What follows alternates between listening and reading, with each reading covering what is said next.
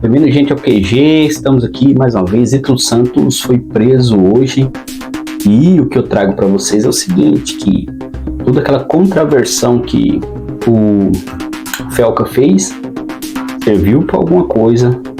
Nós vemos hoje a prisão dele, que ele foi preso em São Paulo. Estava ele e o esposo dele lá e a polícia cumpriu o mandato de prisão.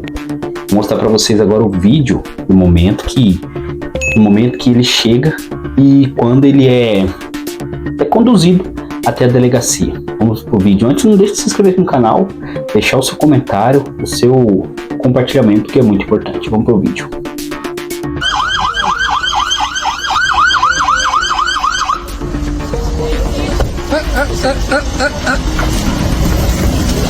Olha só, nesse momento, ele não vai responder agora, só os advogados. Ele não vai responder. Gente, por favor, respeito, por favor. Tem alguma coisa a dizer aí, Ítalo? Tem alguma coisa a dizer?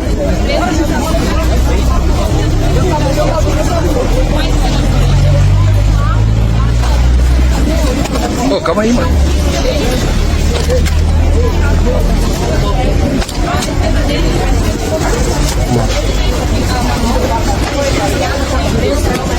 também foi algo dessa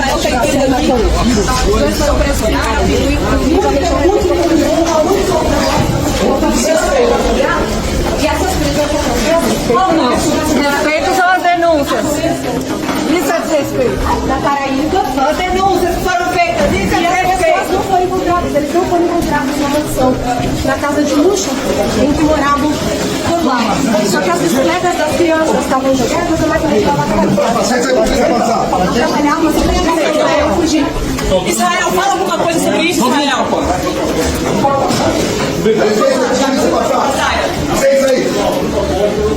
Passaia, estou te ouvindo, acompanhando nesse momento ao vivo a prisão de do companheiro. Ele disse que tinha ido para São Paulo resolver uns problemas de trabalho, mas eu acredito que ele meio que foragiu, estava foragido. Aí o mandado de prisão foi expedido por lá. E como que pode um vídeo de tamanho e proporção virou um caso de polícia tão grandioso? E aí sim a polícia quis investigar. O que eu acho interessante é o seguinte: depois de toda essa repercussão, ele foi preso, ele vai passar por custódia, vai ter uns trâmites lá da justiça. Mas depois de toda essa repercussão, o governo petista, o Lula, resolveu agir. E agora o que ele inventou? Ele quer controlar as redes sociais com a conversa fiada dele de querer proteger as crianças. Mas na verdade ele quer controlar as redes sociais, ele quer fazer a censura no Brasil. E se você não viu, vou mostrar para vocês o vídeo do Nicolas Ferreira, que ele fala sobre isso, sobre querer colocar que eles eram contra muitas coisas, contra prisão de, você sabe, estupro, pedófilo, e todas essas pessoas, esses criminosos, eles sempre votaram contra, pela castração química, pelo aumento da pena. Mas o Nicolas, ele fez um vídeo, eu vou mostrar para vocês, que ele explica todinho. Eu não vou passar ele aqui na íntegra, depois você pode procurar lá no Instagram dele, no Facebook, qualquer lugar, aqui mesmo no YouTube tem, e ele fala qual que é o interesse do governo fazer isso, com a mentira de querer proteger as crianças, os adolescentes, conversa fiada, porque cheio de crianças na parada gay, desfilando na LGBT, e agora eles vêm com essa conversa fiada. Vamos pro vídeo que eu vou mostrar aqui pra vocês o que o Nicolas Ferreira falou. Escroto, canalha e oportunista. O Felca? Não, Felca não. Tô falando da esquerda. Esquerda que se aproveitou de uma denúncia justa feita por ele sobre combate à adultização, sexualização de crianças e adolescentes. Pauta que, convenhamos, que há anos pessoas estão denunciando isso, mas agora é muito grave o que está acontecendo. Engraçado, né? Porque essa pauta não era da extrema-direita, dos cristãos, pauta religiosa, e agora todo mundo começou a falar a respeito disso. Vamos ver o que está acontecendo? Em 2023 foi lançado o filme O Som da Liberdade. E como que a mídia divulgou? Mobilização de evangélicos e bolsonaristas para filme ser líder de bilheteria no Brasil. Mas afinal de contas, Nicolas, esse filme era sobre o quê? Pois é é sobre exatamente o tema que todos agora estão dizendo que estão preocupados em combater, que é a exploração sexual infantil. Ou seja, há pouco tempo atrás, se você mobilizasse as pessoas para poder voltar sua atenção para o tema de exploração sexual, você era taxado disso aqui. A esquerda e a mídia não somente tentaram taxar o filme, como também promoveram o cancelamento dele, porque basicamente o filme era um delírio oriundo da extrema-direita. Lá no Congresso, quando a esquerda teve a oportunidade de tomar mais uma medida, porque para mim qualquer medida contra pedófilo é válida, daí 85 votaram contra a castração química para pedófilos. Janones votou não para a castração química. O PSOL inteiro votou não também. E o PT, maioria esmagadora, também vota não. Aí vem uma outra proposta para poder aumentar pena para crimes hediondos. Isso inclui estupro de vulnerável, pedofilia. O PT e o PSOL votam contra mais uma medida para poder também punir pedófilos. Ah, Nicolas, mas aumentar pena para criminosos não resolve. Tá bom. Aí vocês pedem 17 anos de cadeia para uma mulher que escreveu com batom uma estátua "Perdeu o Mané". Vai enganar outro. Até mesmo porque eu duvido, se a gente fizesse uma nova constituinte e colocasse prisão perpétua para crime, por exemplo, de pedofilia, eu duvido que a esquerda seria favorável. Até hoje, o Lula não criou o Cadastro Nacional de Pedófilos e Predadores Sexuais, mesmo depois da lei ser aprovada no Congresso Nacional. Quando a Damares denunciou o que estava acontecendo na Ilha do Marajó, vários políticos, artistas de esquerda zombaram da cara dela e inclusive pediram a cassação do mandato dela. Todos esses aqui da esquerda não assinaram a CPI, que era para investigar os casos de abuso sexual, exploração sexual na Ilha de Marajó. Na época eu fiz vídeo, arrecadei recursos e sabe o que o Ministério dos Direitos Humanos fez?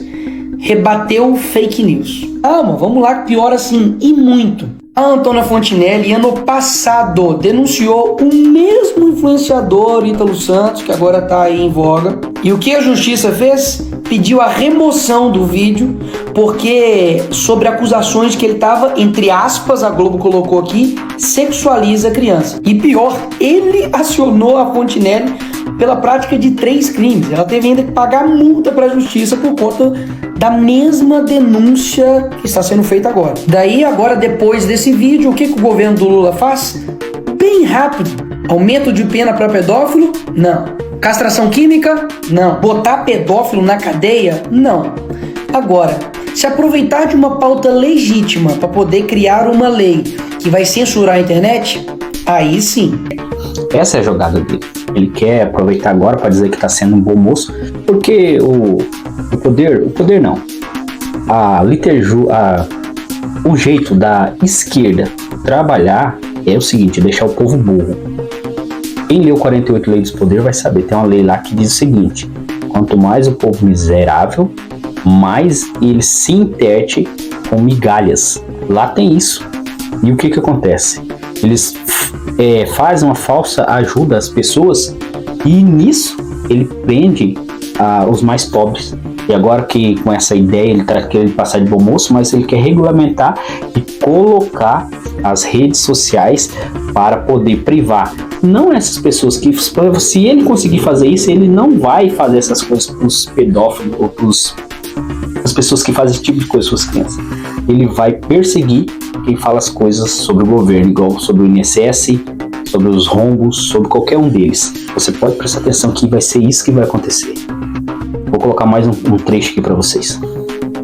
Na mesma hora, o governo do PT enviou um projeto para regulamentar as redes sociais. Até o momento, tem mais de 30 projetos de lei para poder regulamentar as redes sociais. E um total de 0 para poder punir pedófilo. É tão descarada a tara desse governo para usar qualquer pauta para poder censurar a internet, de que esse projeto que eles vão enviar para o Congresso prevê a suspensão provisória da rede social do cara antes de qualquer decisão judicial. Ou seja, a pessoa vai lá e denuncia, não é o post dela que cai, não. É a rede social dela inteira. E o problema disso é que as plataformas vão simplesmente automatizar a derrubada de contas, porque afinal, são milhões de conteúdos postados todos os dias. É impossível verificar todos. E daí basta eu denunciar aquilo que eu quero que derrube, fazer um monte de gente ir lá e denunciar e pronto, derrubado. E sabe quem vai analisar se derruba ou não a rede social? O Ministério da Justiça, do PT. Ou seja, numa canetada o governo... É isso que é o problema. Depois você vai lá, assiste o vídeo dele inteiro, na íntegra, E é muito interessante o que ele fala, é tudo sobre regulamentar as redes sociais. E no caso da Damares, parece que a ministra do STF reabriu um processo contra ela. É perseguição em cima de perseguição. E eu vou falar para vocês, cada vez vai ficar pior. E o caso do Ítalo Santos, eu acredito que ele vai pra cadeia se ele não tiver uma equipe de advogados muito bom, porque é o seguinte, os advogados saíram do caso e abandonaram os casos os advogados, os primeiros. Agora parece que outra equipe assumiu, e se ele não tiver um bom advogado, ele vai ficar preso. E a história vamos ver no decorrer. Se você gostou do conteúdo, se inscreva no canal, dê seu like, compartilhe esse vídeo com mais alguém, que é muito importante a sua opinião.